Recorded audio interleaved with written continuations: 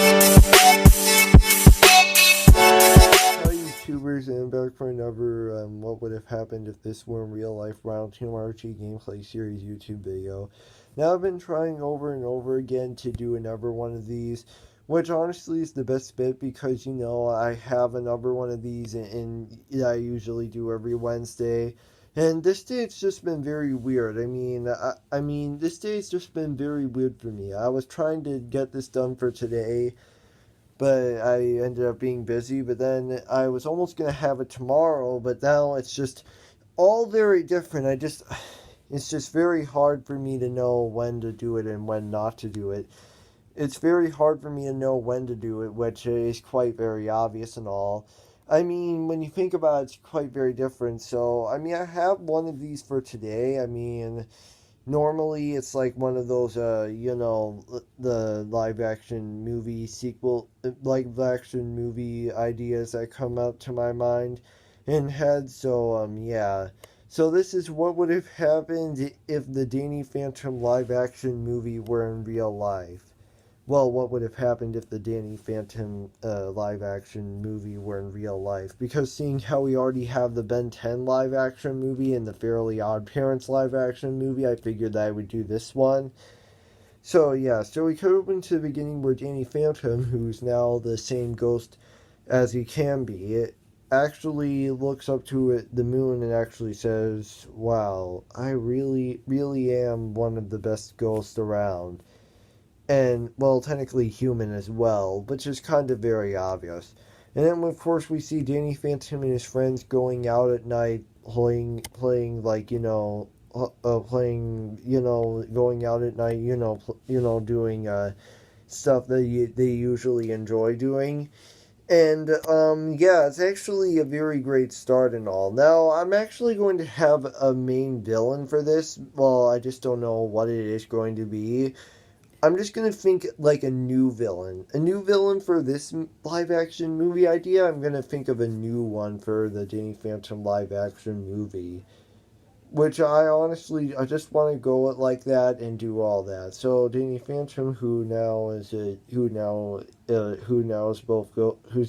transformed into a human, actually stumbles upon some sort of like a book that transports him to a world of ghosts. So he transports to a world of ghosts, and honestly, it's quite very obvious. Now, this world of ghosts actually intends on being more of like a ghost Earth. So he eventually gets sent to a ghost Earth, and then Danny Phantom's friends are all like, "Where is Danny anyway? Where's Danny Phantom anyway?"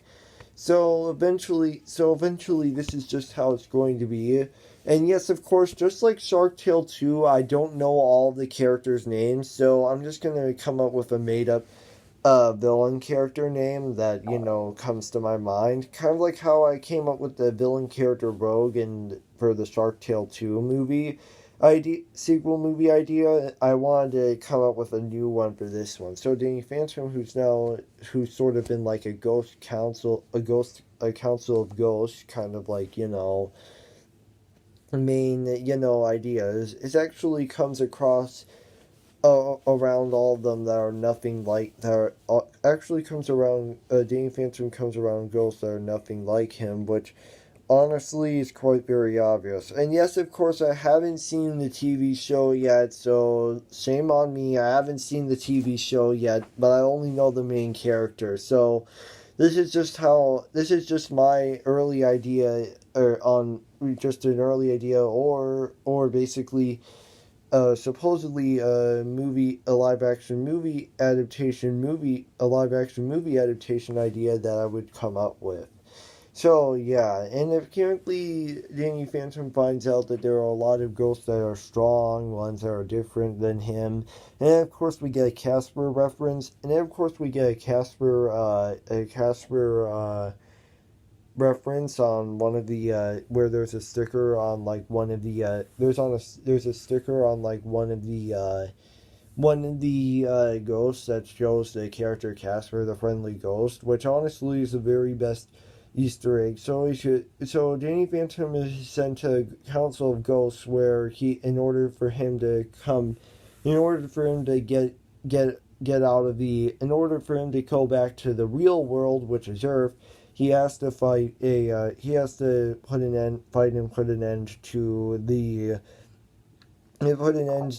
supposedly an evil ghost who goes by the name of, who supposedly is the opposite version of him, who goes by the name of Nanny, the evil Nanny Phantom, the evil ghost. So Danny Phantom, who now has to fight his evil counterpart from a different ghostly reality, he has to fight him and put an end to him so that he can, be done with that. So this is just how it's going to be. I think the idea of Nanny Phantom, the evil ghost, sounds like a perfectly good villain character for a live action movie adaptation, which honestly is the best one that I could ever come up with, which is kind of very great. So yeah.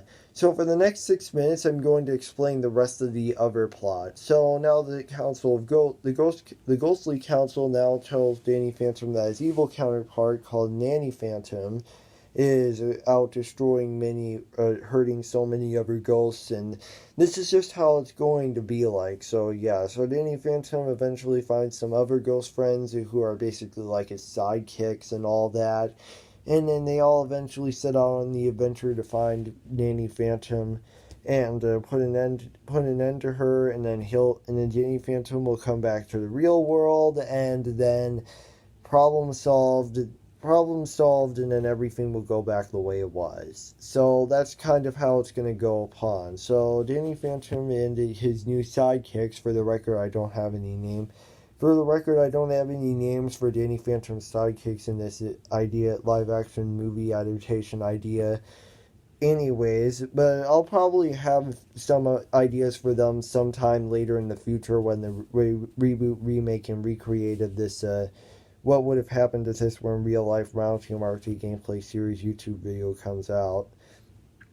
Anyways, the Danny Phantom and his sidekicks now are going through different areas in search of info for Nanny Phantom's locations and how she turned evil. So since Danny Phantom since Danny Phantom could easily attract the bad kind of attention, he eventually puts on a cape, how in Star Wars: The Clone Wars, the Jedi, they usually have the hood on top of them. That's kind of how it's gonna go and work upon all that. So yeah, so Danny Phantom and his new sidekicks, which probably won't last forever, find whereabouts for Nanny Phantom and all of that. So they eventually find the whereabouts and all the other information of Nanny Phantom, and then of course Nanny Phantom and his sidekicks, they have, one big ultimate ghostly battle of some kind, and yes, of course, yeah, I think this is actually a perfect idea, because there would be like a lot of references to old Halloween movies, like I could like there could be some references to nearly headless Nick and the Danny Phantom live action movie adaptation. So this is just my idea for it, and honestly, it's just what it is and how it is, and it's a lot for me to go upon, because especially for this one. So yeah, so Danny Phantom and his new sidekicks, alongside the Ghostly Council, they all, and all the other ghosts, they eventually, fight back against Nanny Phantom. And Nanny Phantom, who is a little bit more powerful, actually makes it much more difficult for Danny Phantom to get rid of Nanny Phantom and send her to a much darker ghostly realm, which probably is how that will all work out. So Danny Phantom eventually goes right up and destroys all of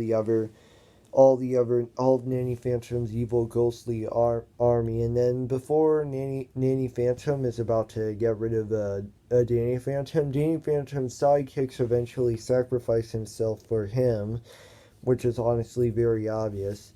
Nanny Phantom is eventually sent back sent to a much evil, darker, is sent to a much like different, darker, ghostly realm. And then, of course, Danny Phantom is sent back to his world, and then everything is perfectly great and all. Now, that's actually, now, in this case, now with Danny Phantom actually back with his friends, everything seems perfectly well. However, Danny Phantom, on the other hand, does not feel great after Danny Phantom's new ghostly sidekicks weren't around anymore. Finally, have a talk. Danny Phantom has a talk with his parents, and then, talk about, and then they're all like, well, son, sometimes people have to die so that you can live on. So that you won't have to suffer the same fate they did. And then this is how it is. Then, of course, meanwhile we see those two bad guys. The guy with those two bad guys in Danny Phantom that are trying to get rid of him. They of course eventually come along and say that we are the two ghostly getting rid of ghostly criminals, and then they eventually start getting rid of Danny Phantom, and then Danny Phantom is all like. I'm gonna make this world a better place, just like the other one. And then the movie is done. The end. And then we cut open, and then the movie is done, and then the end, and then the credits roll. And then we get a post-credits scene where Nanny Phantom actually has Nanny Phantom Jr., which Nanny Phantom Jr. eventually is all like, you will go ahead and finish, and you will go ahead because I can't go in there. Do what you can to put an end to Danny Phantom. And then cut to black, she says she has an evil laugh. And that was my take on the what would have happened if the Danny Phantom live action movie were in real life. Now, honestly, I kind of like this idea. I mean, it's great, I'll admit it. I mean, it may not be, like a lot great, especially with me only knowing the main character, Danny Phantom. And the idea of a villain called Nanny Phantom is actually a great idea. A great new villain idea, and that's just the best part about all that. So, yeah. Anyways, that's it for today. Peace out. Bye-bye.